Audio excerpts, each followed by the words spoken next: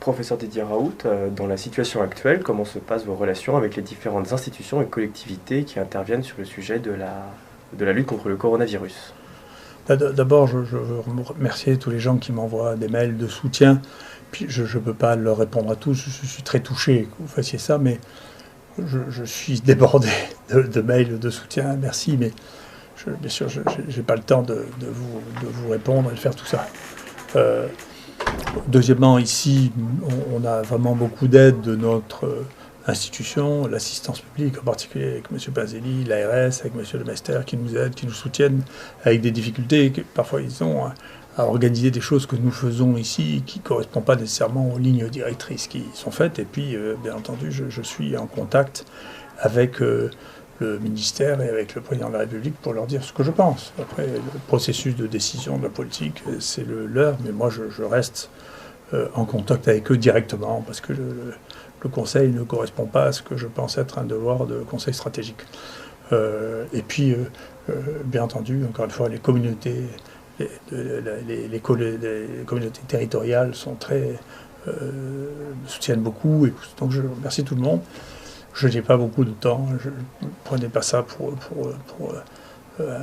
mépris des messages. Je n'ai pas beaucoup de temps. Je n'ai pas de temps pour faire les interviews. Si je les faisais, j'ai une peur de 36 heures par jour. J'ai du travail, beaucoup de travail. On a 75 malades hospitalisés, 600 malades à tester par jour. Il faut organiser tout ça. Un jour, il manque ceci, un jour, il manque cela. Un jour, sur la logistique, il faut organiser les choses. Et donc, c'est bien sûr ma priorité. Le reste, j'aurai le temps d'en parler après. Voilà. Pouvez-vous nous en dire plus quant à la toxicité de l'hydroxychloroquine qui est mentionnée régulièrement? Bon, d'abord, pour moi, c'est prématuré de vous donner des résultats cliniques sur la suite des gens qu'on traite, mais ne vous inquiétez pas, tout va bien. Pour la toxicité, donc je vous donnerai des données plus précises ultérieurement. Pour la toxicité, là aussi, le monde devient fou. Je vois que la FDA aux États-Unis, qui est quand même vraiment un gendarme extrêmement sévère, a donné le feu vert pour traiter les New-Yorkais avec l'hydroxychloroquine et l'azithromycine. Pour mettre les choses en perspective, hein, l'azithromycine, il y a un travail, je ne connais pas l'équivalent en France, mais qui a été fait aux États-Unis. Dans une année, il y a une personne sur 8 qui prend de l'azithromycine. Donc je ne sais pas si vous vous rendez compte de la fréquence de ça. Quant à la chloroquine, il y a plus d'1 milliard de personnes qui ont mangé de la chloroquine. Donc si vous voulez vraiment chercher la toxicité des choses, c'est vraiment... Et alors, l'hypothèse selon laquelle il y aurait des torsades de pointe qui est plausible, hein, quelque chose auquel il faut faire attention, c'est la raison pour laquelle on fait des électrocardiogrammes, et surtout le dosage du potassium, parce que quand le potassium est bas, il y a un danger. Ça correspond plus à des gens qui ont des multiples maladies et de multiples médicaments, et plutôt ceux qui sont dans une phase très grave en réanimation, dans laquelle les choses deviennent compliquées, mais en même temps, on les détecte très facilement dans ces conditions, les allongements électriques qui précèdent la torsade de pointe, et ça se traite par du magnésium intraveineux très bien aussi. Donc encore une fois, c'est juste des fantômes que l'on agite là. Et je ne sais pas d'où ça vient, mais enfin de mettre que l'hydroxychloroquine qui a été prescrite aussi à des millions de personnes, gens qui mangent ça pendant 30 ans, que c'est un poison, ça laisse absolument rêveur. Hein, qu'on ait découvert juste au moment où on a besoin que c'est un poison, c'est absolument étonnant. Je ne sais pas d'où ça sort, peut-être qu'un jour on le saura. Mais globalement, ce sont des médicaments qui ont été prescrits à des milliards de doses.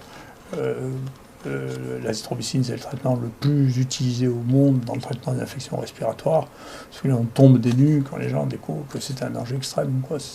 Tout ça n'a pas de sens. Voilà. Et sur le plan, il faut faire attention, parce que sur le plan thérapeutique, ce que l'on est en train de voir, c'est que les malades, au moment où ils ont une insuffisance respiratoire, le moment où ils rentrent en réanimation, en réalité, ils n'ont presque plus de virus. Et souvent, on n'arrive même plus à cultiver le virus. Donc, c'est trop tard pour traiter les gens pour des antiviraux. C'est trop tard. C'est quand ils ont des formes modérées, moyennes, ou qui commencent à s'aggraver qu'il faut les traiter. Parce qu'à ce moment-là, on contrôle les virus qui se multiplient. Quand ils sont rentrés en réanimation, et quand vous faites rentrer les gens de plus de 80 ans en réanimation, le problème, c'est plus le virus, c'est comment on arrive à sauver. Les réanimateurs font des exploits extraordinaires maintenant, et de plus en plus, hein. Et comment on arrive à sauver quelqu'un qui a plus de 80 ans, qui est intubé, qui a une ventilation artificielle et qui va rester 1 mois en réanimation? C'est extrêmement difficile. Donc, moi, je plaide pour qu'on commence à traiter les gens avant. Et il y a des choses qui peuvent faire suspecter que l'on est malade, en particulier quand on ne sent plus les odeurs, ce qu'on appelle nous une anosmie, quand on ne sent plus le goût du sel, que nous on appelle une agosie, eh bien c'est souvent associé avec cette nouvelle maladie. C'est probablement ces gens qu'il faudra tester en priorité. Comment analysez-vous les données de mortalité que toutes les semaines à l'IHU Méditerranée Infection vous observez?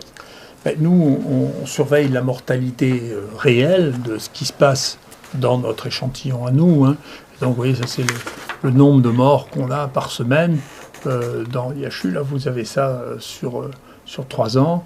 Et vous voyez, alors que normalement on a un pic, vous voyez, en janvier, février, mars, ici, et puis ici, ici on l'a pas. Donc il y en a eu un pic en novembre-décembre avant qu'il y ait le Covid, et ici il y a plutôt moins de morts que d'habitude, donc c'est pas très inquiétant. Et quand on regarde avec quoi sont morts les gens qui sont morts, on regarde ça nous chaque semaine, quoi ils sont morts, et bien pour la première fois on voit de manière...